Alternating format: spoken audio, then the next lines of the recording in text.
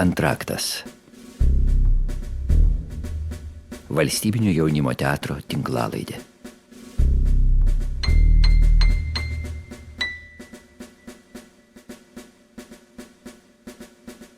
Sveiki, mėly klausytojai. Su jumis sveikinuosi aš, Silvija Zujutė, ir kviečiu klausytis dar vieno jaunimo teatro tinklalaidės Antraktas epizodą.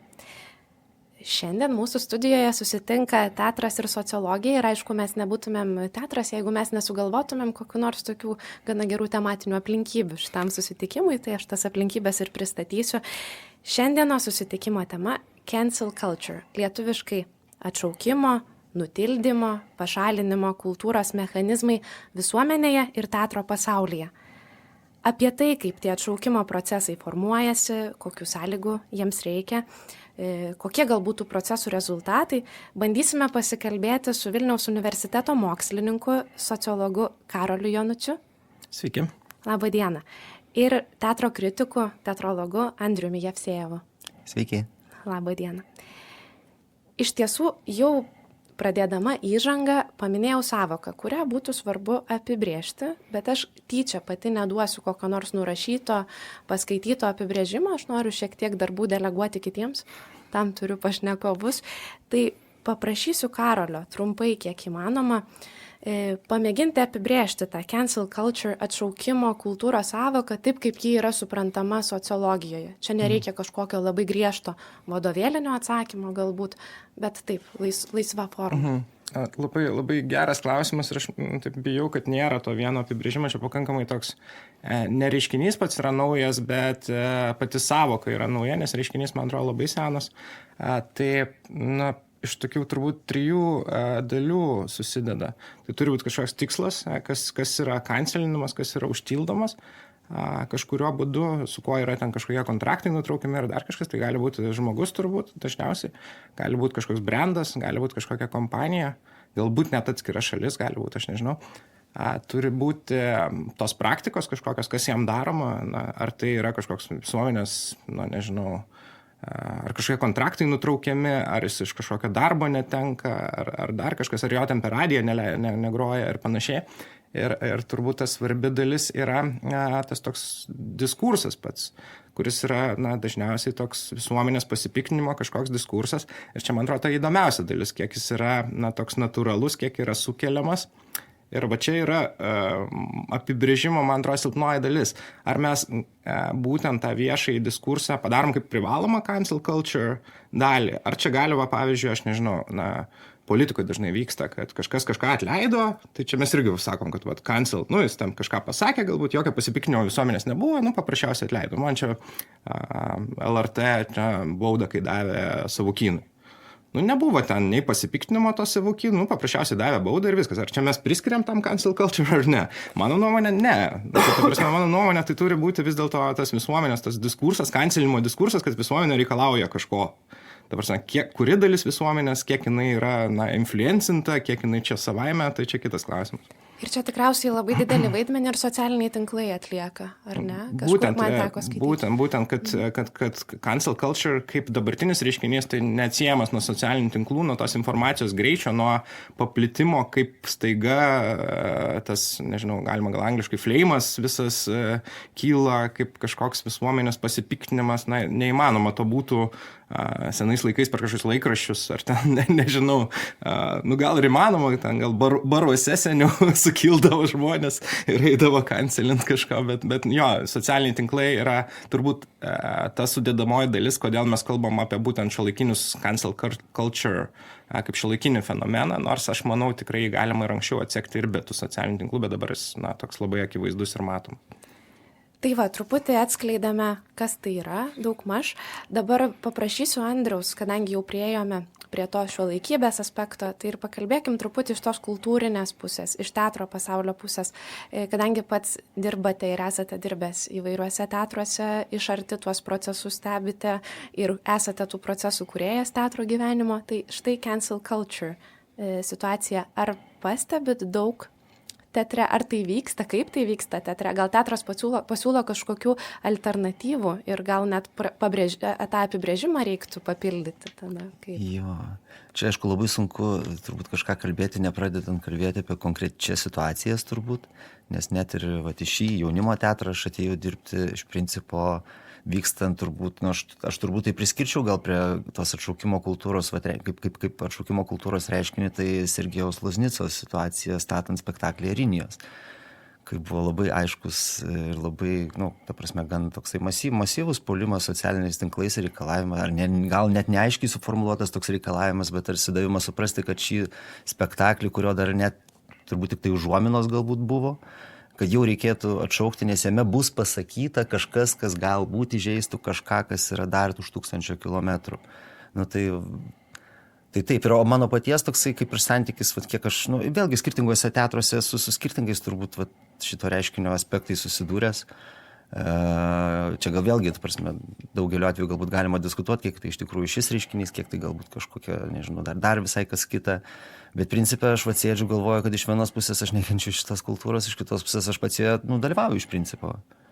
Galbūt, aišku, tai ką aš cancelinu ar ne pats, gal net ne visai sąmoningai kartais taip pagalvoju, tai nėra tik susijęs su teatriniais procesais. Aš ten sėdžiu gerai, aš suprantu, kad aš, pavyzdžiui, neperku ten Vichy, ten Krabl, ta prasme, bet kokios produkcijos arba ten Grytės tualetinių popieriaus. Turiu aš tą, bet nuo labai seniai kažkokį įsitikinimą dėl vieno konkretaus veiksmo, aš tikrai turiu pakankamai alternatyvų, ta prasme, šitoje srityje, kad aš nesu pririštas prie šito. Ir tikrai, gal vėlgi, kai galvoju apie tokį, kai tu, tarkim, ignoruoji, bandai atmesti ir apskritai kažkaip tai iš savo gyvenimo išmesti kažkokį, aš nežinau, įmonę ar ne, tai kažkokį bevardį kažkokį mechanizmą, kur galbūt ten Vichy, aišku, susiję yra su konkrečiu asmeniu, bet aš net neabejoju, kad jam tikrai nieko neskauda nuo to, kad aš ten nevalgau tojų ten silkės filė ar dar kažko. Su žmonėm taip elgtis yra sudėtingiau, turbūt, bent jau man. Ta prasme, aš ne kažkaip dabar galvoju, kad turbūt kas liečia žmonės, ten turbūt jautriausi dalykai ir prasideda. Iš tikrųjų, kai tas cancelinimas, vėlgi mes kalbam apie cancelinimą, aš nežinau, turbūt sovietmečiu mes kalbėjom apie duchinimą ir panašiai, tai tik tai tiek, kad turbūt skirtingose platformose tai vykdavo. Mokykloje galbūt labiau, aišku, mokykloje ir dabar pilna tų dalykų, tiesiog viskas, aišku, dabar yra dar tose socialinėse tinkluose, kur susikalbėjimo tikimybė yra dar mažesnė turbūt negu ten susitikus koridoriui kažkur. Ir tai yra turbūt liūdniausia šito reiškinio raiškos šiuolaikybėje, ar net dalis, tai yra tai, kad mes darome viską, kad nesusikalbėtume, kaip visuomenė. Man iš karto kyla mintis tokia, kad čia labai svarbus toks vienareikšmiško atsakymo aspektas ir gal apie tai norėtųsi pakalbėti, nes atrodo, kad šiaip jau atvirkščiai visuomenė visados į priekį veda abejonė ir tos abejonės galimybė. Cancel culture procesuose atrodo labai yra įprasta priimti, kad štai į kokius nors klausimus mes taiga kaip visuomenė arba kaip kokia nors kultūrinė bendruomenė turime vienareikšmišką atsakymą. Kaip taip nutinka, kad visuomenės taiga sau leidžia turėti vienareikšmiškus atsakymus? Čia gal abu norėsit, nežinau. Ką žinau, kaip tai nutinka. Daug procesų turbūt susideda. Aš nežinau, man visada, aš visada linkęs abejoti dabar vykstančių dalykų išskirtinumu, nes mums atrodo visada iš dabartinės pozicijos, kad tai, kas vyksta, yra labai kažkaip savita, nes mes čia gyvenam, bet man atrodo, kad tai yra, bijau, kad tai yra šiaip būdinga realiai visuomenėm, o kas konkrečiai būdinga, tai tam tikri galios tinklai ir tam tikros tos galios išraiškos, kad jie kažkokie įtakingi žmonės gali nubrėžti mums tam tikras, pavadinkim tai etinės ribas, ką mes turime daryti ir ko mes neturime daryti ir daugelis tam paklūsta. Aš nemanau, kad sunkiai, bent jau taip norėtųsi, kad visi kažkokie tokie būtų super individualūs, super reflektyvūs, kažkaip visą laiką bejojantis, bet taip nėra. Čia, man atrodo, mūsų netgi instinktyvių lygių mes norime greitai, nes mūsų instinktai liepia, nes pavojinga. Jeigu mes ilgai svarstysim, mus gali užpulti. Tai mes norime greitai kažką spręsti ir norėtųsi, kad, aišku, mes abejotume, mes apsvarstytume, mes suteiktume galimybės pasitaisyti, mes, visus tos dalykus, bet mes gyvename labai greitoje visuomenėje ir kurioje reikia labai spręsti, kur nebeaktualu pasidaro po dienos. Tai mes, jeigu mes spręsim čia, abejosim savaitę, jau iš vis niekam nebeįdomu bus. Tai aš manau, kad tai, nežinau, kažkaip norėtųsi ne tiek, kad tos abejonės, kiek mažiau tokio pykčio, kategoriškumo kažkokio. Nors, aišku, kai šalia karas irgi čia toks keistas gal ir neadekvatus noras, nežinau. O kaip yra mene su vienareikšmiškais atsakymais? Nes aš labai mėgstu kartais mokslininkus ir menininkus taip matyti kaip gana panašius žmonės, gal kitomis priemonėmis, tačiau abi grupės tarsi bando kažką suprasti apie pasaulį ir man asmeniškai atrodo, kad kažkiek pavojinga yra menininkams irgi turėti tokią kažkokią vienareikšmišką tiesą. Ar daug kūrinių dabar, kuriuose vienareikšmiška tiesa atsiskleidžia ir ar čia problema, ar ne? Nu, kaip aš turbūt irgi, kaip vis tiek kažkiek dalinai atėjęs iš akademinio pasaulio, tokio atnešuosi savo tokią biškį mintį, daug pastangų tai nereikalauja, kažkaip taip natūraliai susiformavo, kad jeigu kažkokia tezė nekelia abejonių, tai greičiausiai yra klaidinga. Tai turbūt aš to turbūt ieškau ir mene, aišku, turbūt visi ieško mene kažko savo, galbūt kažkas ieško patvirtinimo jų minčių, ta prasme, čia net ne cancel culture kontekste apie tai galima kalbėti, ko žiūrovai ateina į teatrą. Ne? Man atrodo visą laiką pavojinga, kai žiūrovai ateina į teatrą įsitikinti, kad jie yra teisūs. Nu, ar ne tik į teatrą, bet kokį kitą kūrinį, tada meno kūriniui. Ta komunikacija tarp meno kūrinio ir jo, nežinau, žiūrovo, klausytojo, tokia, viena kryptė gaunasi, aš nežinau, nematau tame komunikacijos ir vėl čia grįžtant prie to paties, ką prieš tai sakiau, aš visą laiką kaip ir esu tas toksai, nežinau, aš kažkaip tikiu, kad neigiamų veiksmų neįmanoma pasiekti teigiamą rezultatą. Ta prasme, kad teigiamų veiksmų gali būti neigiamų pasiekmių, tai be abejo, ta prasme, bet, kažkaip šitoje vietoje ta matematika ne visai, man atrodo, veikia, dėl to pats cancelinimo veiksmas, kaip po toksai, aš jį matau kaip vis tiek, kaip kažkokį neigiamą dalyką. Ne ta prasme, kad blogą dalyką, tiesiog neigiamą veiksmą. Ir kažkaip aš abejoju, kad ten du neigiami veiksmai ar kažkaip tai gali privesti prie kažko pozityvaus. Aš kažkaip galvoju, kad vis tiek, čia viena vertus vėlgi apie tą susikalbėjimą visuomenį, bet gerai, nuklystu, aš jau matau, grįžtant prie meno. Taip, dabar teatras, aišku, yra supaprastėjęs, suprimityvėjęs kažkuria prasme, bet jis turbūt per visus tokius, jeigu žvelgiant istoriškai, ta prasme, per tokius kaip pavojingais laikmečiais, ar ne, kai vyksta, tarkim, kažkokie tokie dideli dalykai, kaip po šiuo atveju ten karas Ukrainoje, Izraelyje, Palestinoje, ar kur ten vyksta, aš jau pats nebesuprantu. Tiesiog šalia. Tada teatras paprastai tampa daug paprastesnis, tada pradeda klestėti kabaretiniai kažkokie, kur kabaretinės formos, kur šiek tiek kitokia išraiška ir ten galbūt kartais net ne tiek apie tiesą eina kalba. Kiek apie bandymą užsimiršti, atsitraukti nuo tos problemos ir panašiai ir joje kiek įmanoma nedalyvauti. Bet aišku, šiomis dienomis, kai to tokio socialinių tinklų aktyvizmo mados iš principo bujoja mano supratimu dabar ir apskritai man atrodo, kad dar prieš metus buvo tokia kaip ir nežinau, kaip ir garbės reikalas internete pričiupt kokį vatniką, ta prasme, ten ar aš nežinau, ar seną kokį baltodį dėdę, kuris kažkada galbūt nuskurdė kažkokią mergaitę, galbūt. Nes vėlgi su tais įrodymais žinom, kaip būna, galim ir, nežinau, Rammsteinų ten vokalisto istoriją prisiminti ir panašiai, kad taip nuėjo ir pasimiršo. Bičas atvažiavo, nežinau, jau atvažiavo ten antrą savo solinį koncertą surengė, ar dar surengs jį, aš jau nebežinau, tiesiog niekam nebeįdomu. Nes nepasitvirtino gandai, bet tarkim, kad tie žmonės, kurie taip entuziastingai stengiasi, kad, žodžiu, tas žmogus būtų nubaustas, kad jo koncertai nevyktų. Aš negirdėjau kažkaip atsiprašymo, tarkim, kažkokio iš savo bent jau tų žmonių artimų ratų, kurie gan aktyviai tame dalyvavo. Tai man tas visą laiką kažkokį nusivylimą sukelia manyje, kažkaip atrodo, yra veiksmas, yra pasiekmes, atoveiksmis ir panašiai.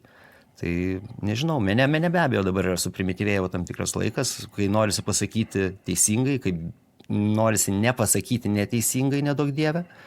Ir tai be abejo, tai visą laiką yra blogi laikai menui. Ir tai mes matome dabar vėlgi, tai ir vyresni ten kritikai rašo iš vienos pusės, jaunesni kritikai rašo iš kitos pusės, bet principė visi pastebi šiokį tokį teatro nuopuolį. Ir kaip čia mes benorėtume, kad ten jaunieji režisieriai greit ateitų pakeistų senuosius ir nusidėjusius tos režisierius, o visi jie pasirodo nusidėję dabar. Tai tas irgi paradoksalu. Turbūt dabar galvoju, kuris čia geras. Turbūt ne vieno neraščiau. Tai bet tai paprastai neatsitinka, nes, kaip vėlgi, ta prasme, galima, aišku, mylėti, ten tikėti ir panašiai, bet kai ateina, vėlgi kažkoks prablaivėjimas ir pradedi galvoti apie, tarkim, profesionalumą, kokybę ir tokius dalykus, tada tenka iškelt rankas. Andrius užsiminė apie atsiprašymo momentą. Ar taip pat, jeigu sociologiškai žiūrėtume, įmanomi grįžtamieji procesai? Ar yra tokių atvejų, kai kažkaip atitaisyta buvo galbūt neteisinga nuomonė ir apskritai, ar įmanoma grįžti iš atšaukimo, ar galima? Aš gal čia, čia gal kažkokie tokie filosofiniai turbūt jau dalykai to grįžimo, bet taip žiūrint, per gal šiuolaikinios to medijų visą prizmę, tai man atrodo ne tai, kad atsiprašymai kažkokie įmanomi, tie visi tokie mechanizmai, jie yra tokie greiti, kad nieks, realiai neprisimena. Nereikia ten jokio atsiprašymo. Kaip greit išsikūrė, taip greit užgesta. Visi pamiršta. Ir jeigu tai, aš nežinau, ar galima kažkaip čia apskaičiuoti tą nuodėmės dydį kažkaip smarkiai ten, bet, nežinau, bet visi tikrai pamiršta ir nereikia ten jokio atsiprašymo. Tai galima netgi taip ciniškai žiūrėti kaip tam tikras kažkokias PR taktikas, kada tau reikia apie tai pasakyti, kada gal patylėti, kada ten tas gaisras, kad nebesiplėtotų. Ir, praeina tas ciklas, jis yra dabar labai trumpas ir nieks nieko, aišku, gal ta nuodėmė gali būti kažkokia labai super didelė, tada gal kažkaip kitaip, bet ir jinai gali, aišku, iššokti, gali tavo vėl ją priminti, bet dažniausiai tada jau būna žmonėm nusibodę. Apie ką mes kalbam? Tai ta prasme, ar apie kažkokį individualų lygmenį, ar apie visuomenės tą opiniją. Tai visuomenė tai greit atleidžia, aš manau, ir pakankamai nesvarbu jai.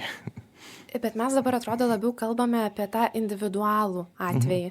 O jeigu paimtumėm tą kitą variantą, nes čia buvo jau gal ir užsiminta dar prieš pat pokalbį apie Rusijos situaciją, įdomu yra tai, kad atšaukiamas yra ir tokios ištisos kultūrinės sanklodos, pelnytai žinoma. Tik va taip, jei pagalvotume, tai yra paradoksas, šita šalis, apie kurią aš kalbu, padariusi labai daug nusikaltimų ir praeityje.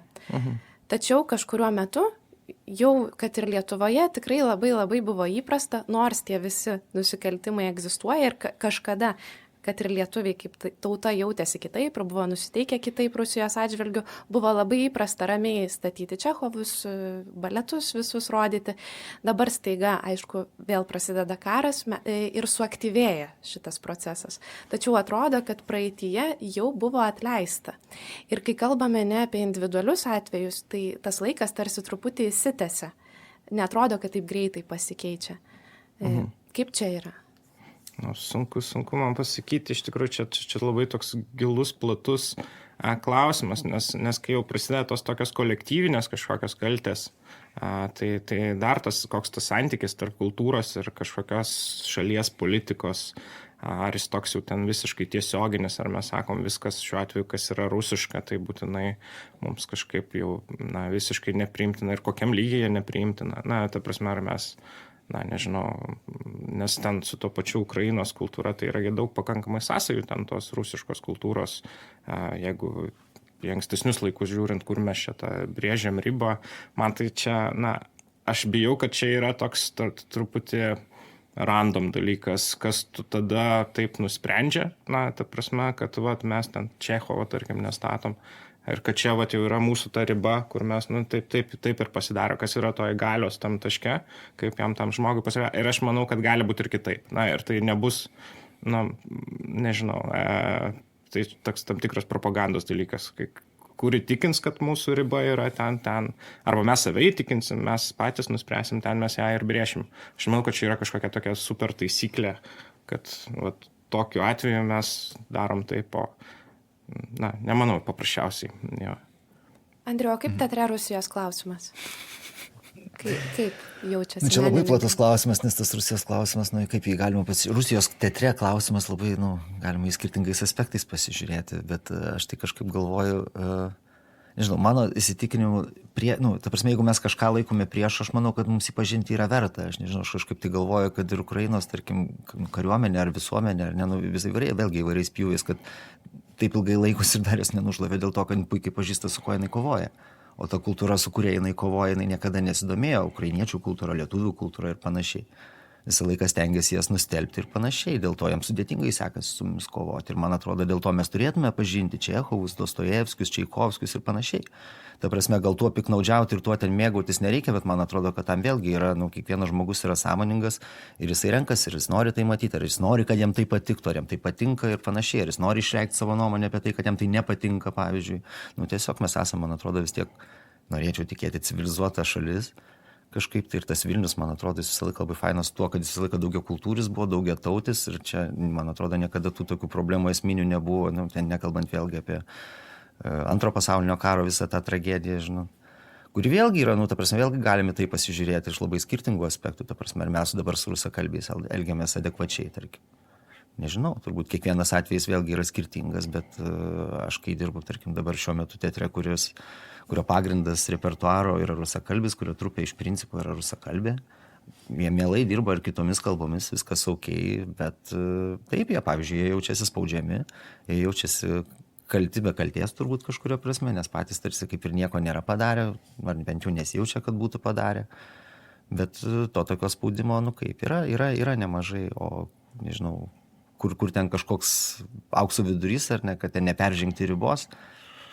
Nežinau, bet man atrodo būtent dėl to, bet kas yra susijęs su cancelinimu, yra blogis, ta prasme, nes tai niekada, tai užkerta kelią diskusijai, susitikimo ir panašiai. Ir mes tada jau kalbam ne apie tai, kad man nepatinka nuomonė, nepatinka Čechovas ar dar kažkas, bet kad reikia pašalinti šitą žmogų arba šitą instituciją, kad Čechovo nebūtų ir kad problemos neliktų.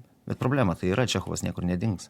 Jis vis tiek mūsų galvose yra ir ta prasme, vėl kalbant apie rusų kultūrą, ne rusų kultūra, mus visus sieja labai bendras dabar, ilgas laikmetis, ta prasme, nuo 45 iki 90-ųjų praktiškai pusę amžiaus. Kai mes buvome kartu, per prievartą turbūt, dalis žmonių bent jau, bet buvome kartu, ką žinau. Sunku pasakyti iš tiesų. Čia užsiminėme apie tą aspektą, kad kažkaip neigiamai reiktų vertinti cancel culture. Tyčia paklausiu Karolio, nes šiaip tokiu gal tyriamuoju žvilgsniu neįprasta procesų būtinai vertinti teigiamai ir neigiamai. Ar galima būtų pamatyti iš kažkokios teigiamos pusės?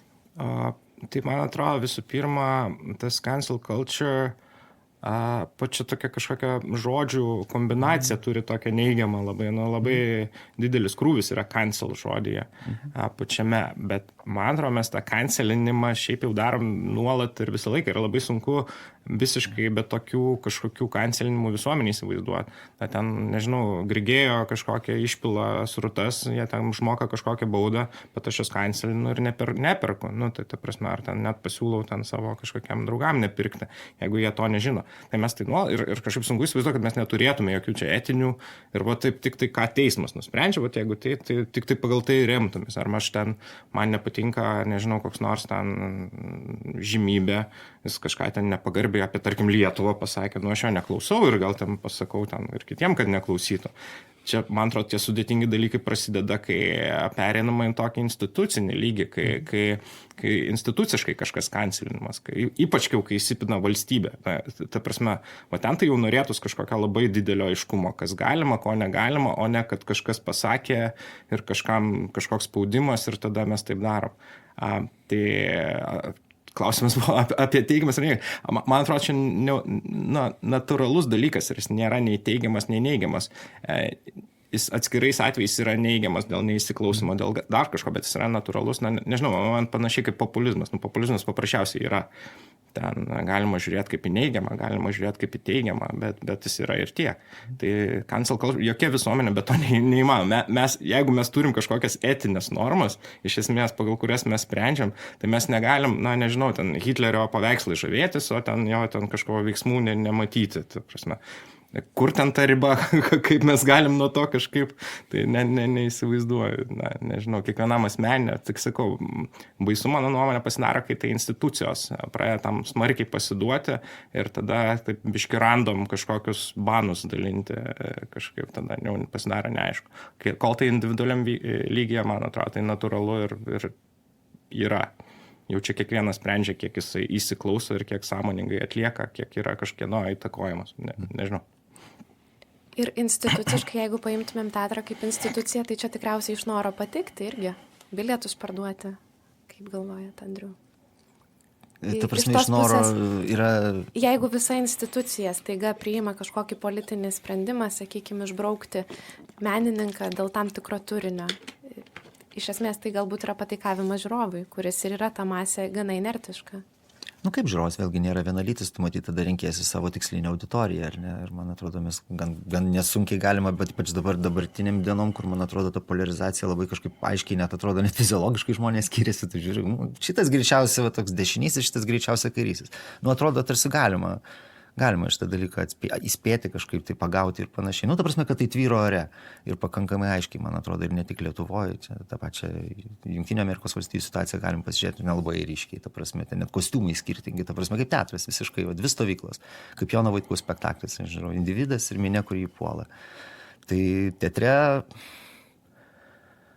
nežinau, vėlgi, ta prasme, čia labai subtilu, nes kiekvienas atvejis yra skirtingas. Galim kalbėti apie Oskaro Koršunovo atvejį, apie Sergejaus Laznicos atvejį, apie Rimo Tumino atvejį, ta prasme, apie Jono Vaitkaus atvejį. Ir man šiuo atveju apie visus tos atvejus turėčiau turbūt skirtingą nuomonę, nes vėlgi istorijos gan komplikuotos, gan kompleksiškos, ta prasme, kad vėlgi ir tų nuomonių įvairovė yra didžiulė. Bet vėlgi klausimas, ar tikslas pakankamai didelis, kad tu galėtum, nežinau, iškirpti žmogų iš savo gyvenimo.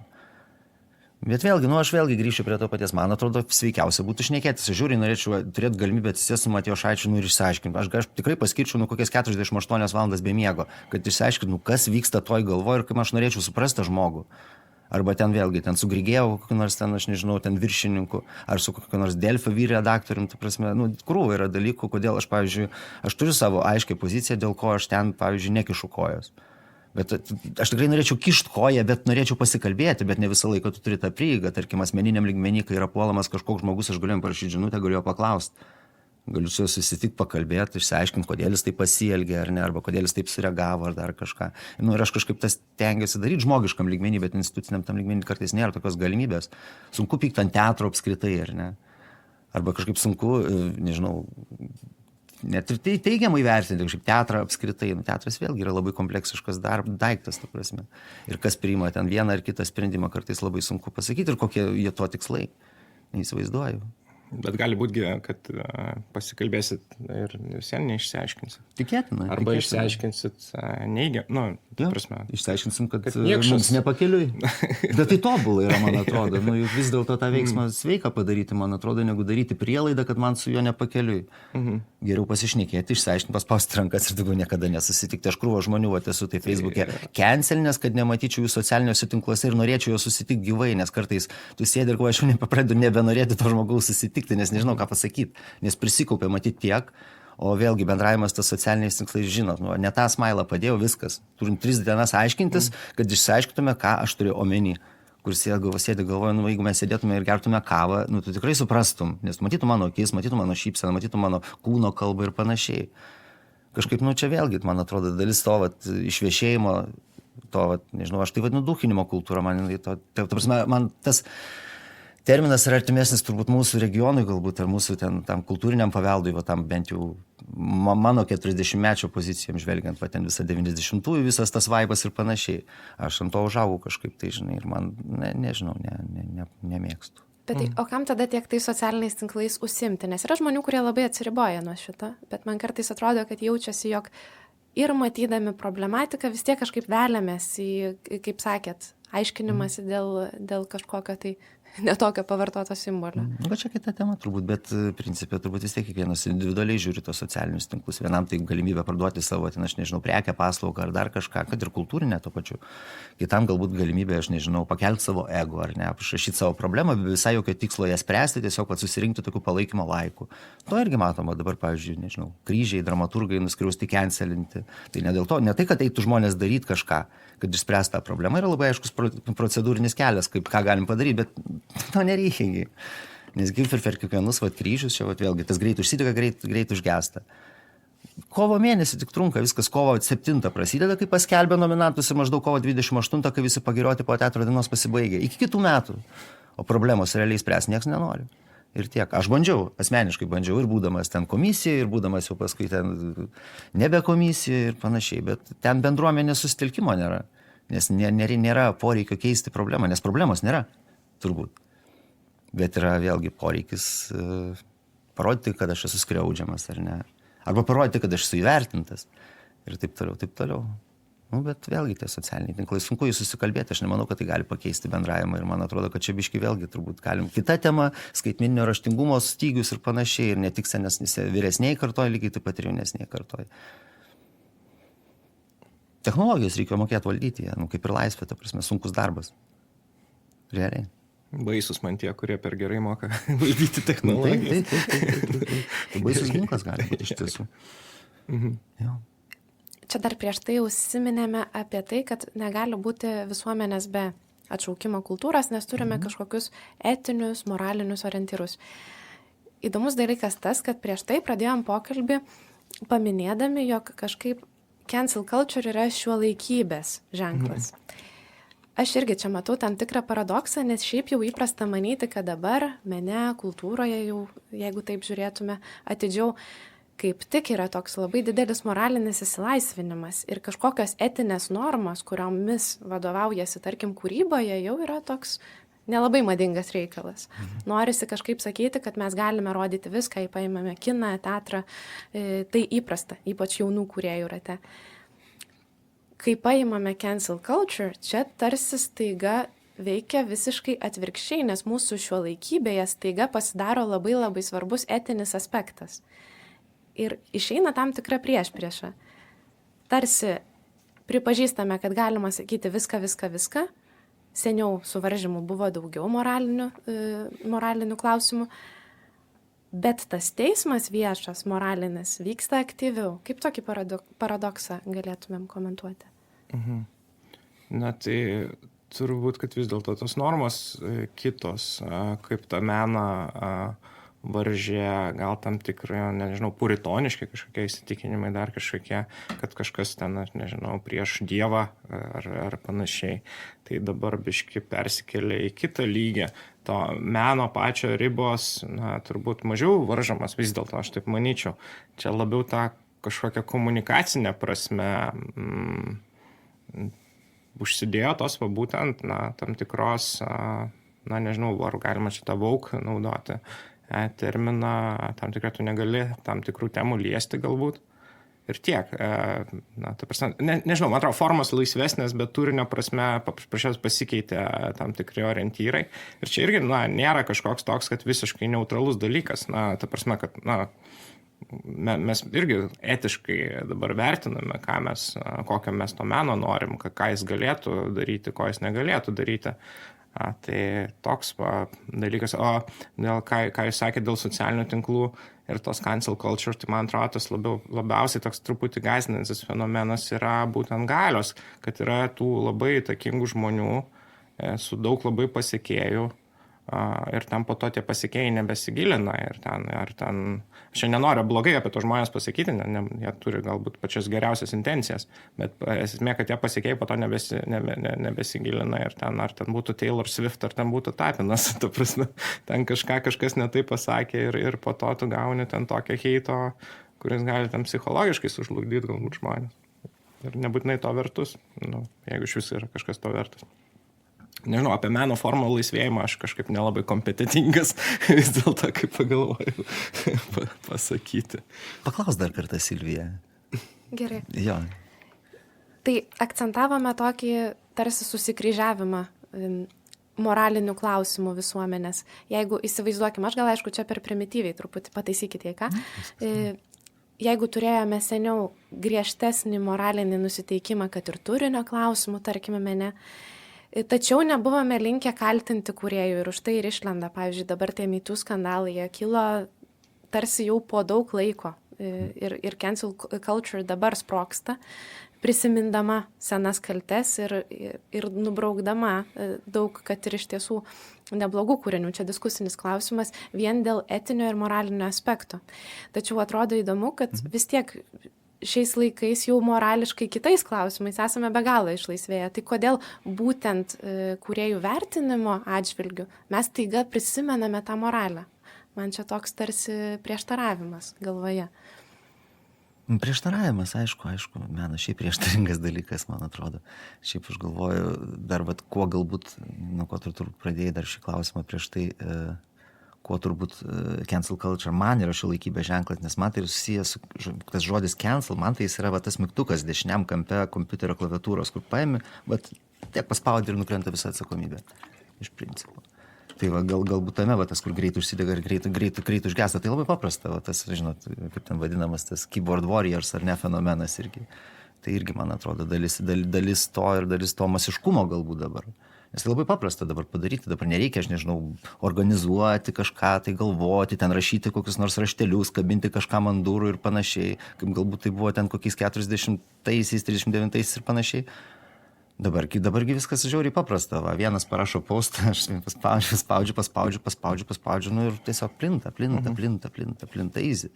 Atrodo, ir jautiesi pats tarsi labai galingas, vienas toksai mažas, bet kažkokio didelio tokio dalyko dalimi ir dar gali nugalėti, jaustis nugalėjęs kažkokį tai ten seną drakoną, kuris kažkada kažką ten galbūt engė, tau gal net netiek svarbu, kartais iš tikrųjų tai buvo ar ne iš tikrųjų tai buvo, juk tai tas, matome šitų skandalų atveju labai retai mes remiamės iš tikrųjų į kažkokius įrodymus, kažkokias konkretybės ar kažkokius sprendimus ir panašiai. Gal kai kuriais atvejais tikrai nereikia šito, bet tam tikrais atvejais, kai kaltinimai vos nekriminaliniai yra, tada aš manau reikia biškį staptelt. Nu, tipo, biškį palauk, ta prasme, nes negali daryti, man atrodo, tokių drąsių apibendrinimų, kad va, tas tai tikrai kaltas ir dėl to mes dabar jį, pavyzdžiui, paimsim ir nuspirsime. O šiaip bendrai kalbant, turbūt meno teatro bent jau laukia, ta prasme, dabar laisvės nežinau, ar jos yra, manau, kad jos nėra nei daugiau, nei mažiau, nei būtent žodžio, ten saviraiškos ir panašiai, negu anksčiau, gal tik tai dabar, man atrodo, kažkaip mes biškai pradedam nebesuvokti kartais, kad mes, nu, bent jau iš menininkų pozicijos turbūt jie dažniausiai kažkokią tokį spaudimą patiria iš institucijų, tai reiškia iš dažniausiai scenos meno institucijų ir ne su kuriomis jie bendradarbiauja. Nu, bet vėlgi iš kitos pusės, ar jūs nesuprantat, kad jūs einate pas prodiuserį, kuris jums siūlo prodiusuoti kažką konkretaus, o ne tai, ką jūs galbūt procese pagalvos, kad visai ką kitą aš darysiu, ar ne. Nu, ir po to keista būna susidurti ir tada mes kalbame apie cenzūrą. Aš nesu tikras, ar tai yra, tarkim, cenzūros forma, ar cancelinimo forma, ar dar kažkas. Nes čia buvo dabar paskutiniu metu atveju visai nemažai, žiūriu, čia vėl, kada ten vakar radijoje merginos grįžo iš Vokietijos, man regis, ten, kur patyrė irgi kažkokią baltųjų vyrų cenzūrą Palestinos ir Izraelio klausimą, kas vėl paradoksalus sėdi, galvoju, prie ko čia baltieji vyrai, Palestinos Izraelio konfliktas. Nu, nežinau, ta prasme, bet jo, tai yra toks fainas mados banga, kovabunga, kur atsistoji ir visai fainai surfint būna kartais, nes labai paprasta, nes kiti veža tave ir tau pačiam labai nedaug atsakomybės už tai reikia prisimti. Jo, aš irgi kažkaip pagalvojau, kad didžiausia cenzūra vis dėlto finansinė yra. Nu, tai ta prasme, čia visą pagrindas, nes tu ten netgi tais va mūsų tabų kažkokiais klausimais, kurie, nu, tu kurk, ką tu nori, nieks čia kalėjimą nesodins dabar turbūt. Na, nežinau, gal yra ir ten kažkokios ribos, bet, nu, iš esmės tai turbūt nesodins. Tik tai, nu, kad tu negausi finansavimą, tu būsi pasmerktas, tu būsi kancelintas, bet kancelintas tai ne į kalėjimą uždarytas, nu, vis dėlto turbūt. Ir mes tą informaciją, mums tiek trigerinama dabar mobilius išsijungia, nežinau, ar kolega nori pasižiūrėti savo mobilų, ar dar gali pakentėti. Iš esmės daugelis žmonių negali pakentėti ir norisi spręsti labai greitai viską. Norisi paspausti, norisi išspręsti, o kam svarstyti, nu, tai jau rytoj kitos problema. Tai atrodo, kad prieinam ir viso pokalbio metu labai akcentavome tą supratimo svarbą. Kadangi jau mūsų laida eina į pabaigą ir norisi gal kažkokią pozityvesnę gaidą pabaigti. Kaip manote, kaip didinti tiesiog supratimo svarbą visuomenėje? Štai Karolis ir su studentais dirba. Kaip padaryti, kad tiesiog labiau mėgintume suprasti vieni kitus? Aš taip, čia gal, nežinau, nebūsiu labai populiarus, bet man atrodo, kad iš esmės nieko didinti nereikia, kai žmonės jausis, kad jie gyvena kažkokiai saugesnėje aplinkoje, kai jie bus labiau užtikrinti dėl ateities, dėl nebijos ir tame tarpe ekonomiškai banaliai. Tai ir to supratimo bus daugiau ir įsiklausimo daugiau ir mylės artimą savo labiau. Mes, man atrodo, daug ką labai darom iš baimės visų pirma dėl savęs. Nu, kad ir kažkaip pasąmoningai. Jeigu tai banaliai, kai gyvensim geriau. Tai prasme, o dabargi buvo tie laimės indeksai, tai va jaunimas ir aš galiu paliudyti ant studentų labai supratingi, labai faini ir kaip parodė tyrimas, labai laimingi lietuviai. Ir aš manau, ateina čia mums tos Edeno dienos, tik neduok Dieve karo marą, kaip sakant. Pozityviai. Nebūtinai, Andriau, kaip norisi. Jo. Nu, kaip susikalbėti, nežinau, kalbėtis, ta prasme, sustoti ir nedaryti karštakošiškų sprendimų. Aš pats kartais darau, dažnai darau iš tikrųjų ir paskui gailėsi, bet ką padarys, padarai, daugiausia ką tada gali padaryti, tai tiesiog atsiprašyti, kaip čia pasakys. bendravimas visą laiką yra toks ping-pongas, ta prasme, tu muši tavo atmuša. Tai jeigu matai, kad žmogus nori su tavim žaisti, tai leisti tą žaidimą, kiek išeina, nes jeigu mes nenorėsim vien su kitais žaisti, tai mums kaip visuomenė yra šakės, man atrodo. Ir kartais šiek tiek suprantu, kad būna sunku su vienai žmonėm, gal ne taip greit išgirsta, gal, nežinau, kartais reikia 3 kartus kažkam pakartoti, bet, nepasiduoti kažkaip, man atrodo, jeigu mes nustosim norėti susikalbėti, tai mums bus labai liūdna, man atrodo, mes tada suprasim, kad tiesiog neturim jokių bendrų tikslų. Gal tų tokių kažkokių, žinai, kartais, kai kalbam ten apie idėjas Lietuvai ir panašiai, ko mes čia visi siekiam ir taip toliau, gal nieko daug labai nereikia. Kažkaip iš tikrųjų kažko tokio grandiozinio, kažko tokio, nežinau, utopinio siekti, tiesiog labai paprastų dalykų, man atrodo, nes jie yra pagrindas visiems kitiems dalykams atsirasti. Jeigu mes norėsim kartu kurti, kartu dirbti, kartu eiti alaus, atsigerti, ta prasme, kartu atsėdėti radijui, kalbėti su žmonėm, kurie galbūt visiškai priešingai mąsto. Ir gal net pageidautina, kad su žmonėms, kurie priešingai mąsto, nes man atrodo, tada ir yra kažkokia prasmė to susitikimo, ne tik tai pasimti ir kartu sutikti su viskuo. Taip. Tada, manau, nežinau, yra prasmės būti kartu.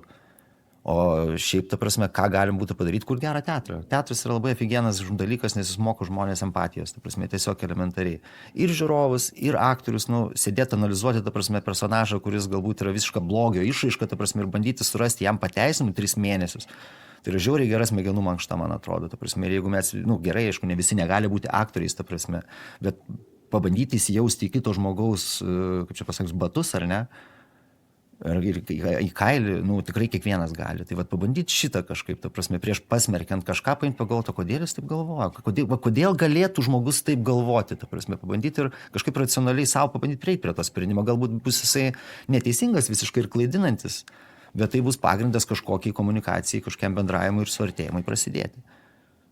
O kitaip, tai, šakės, tada mes galim tiesiog eiti barikadas ir ruoštis, net ne Rusijos laukti, ta prasme, tai čia, man atrodo, daug mažiau baisu, negu tai, kad mes patys galim tarpusavį susikapoti, kaip pavyzdžiui, kas vyksta, tarkim, tose pačios Jungtinėse Amerikos valstijose, ar gali vykti, tarkim, labai potencialiai atrodo. Tai aš net šito kažkuria prasme labiau bijau, negu ten tos Rusijos.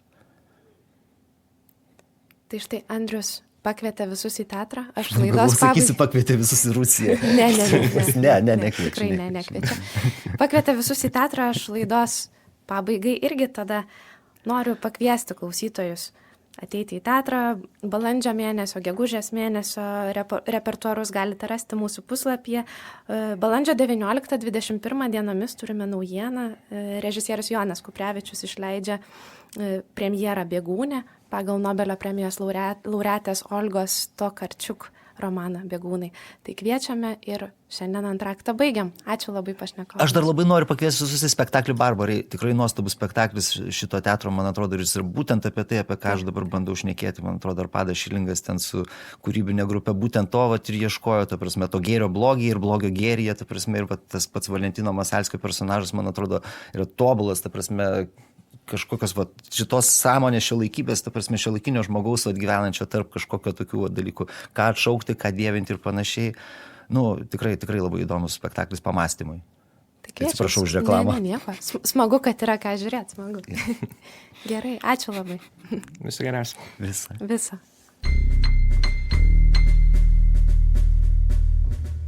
Antraktas. Valstybinio jaunimo teatro tinklalaidė.